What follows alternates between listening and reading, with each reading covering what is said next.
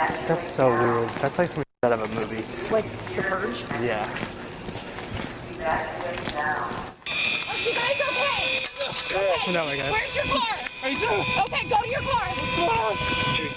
Wow, those are the sights and sounds many Nashvillians will never forget. If you think back to Christmas morning, you may remember waking up to the news that a bombing happened along 2nd Avenue downtown.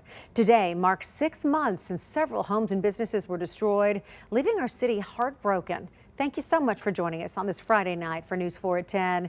Tonight, the man who became known for his Christmas morning dog walk is reflecting on what's changed since that bomb rocked his downtown Nashville street. News 4's Rebecca Cardenas has his story. What happened behind this fence 6 months ago changed David Malloy's life forever in the form of fresh perspective, fresh gratitude, and a new friend.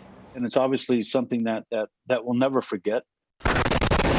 It was only a split second. Time kind of stopped at that moment. It seemed like the fireball was in slow motion, even though I know it was just like click and it was done. But it's a weird thing, you know, how it just kind of freezes in your head like that. That is permanently burned into David Malloy's memory. We're reminded every day, you know, about the tragedy of it. It's like it just happened. I can visualize it in my head, you know, like no time's passed.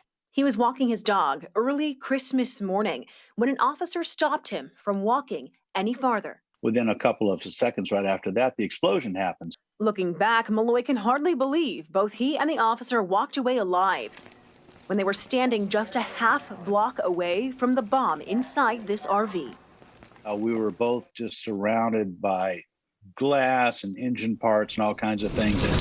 And we kind of shared a destiny at that moment. Among much of its negative impact, the bombing also furnished a new bond. You know, it's just funny how this thing kind of brought us together. You know, he's a good guy, and I really enjoyed getting to know him, and I think he's really special. When you reflect on this 6 months later, I'm thankful to be alive. I'm thankful for Officer Llewellyn and the other great officers that were down there, you know, to protect all of us, and I'm thankful that nobody was killed, and you know, and we can rebuild. I'm happy to be here. It just made me it made me realize how vulnerable we all are in any given second, and to appreciate the moment that you're in as much as you possibly can. And for News 4 Nashville, I'm Rebecca Cardenas.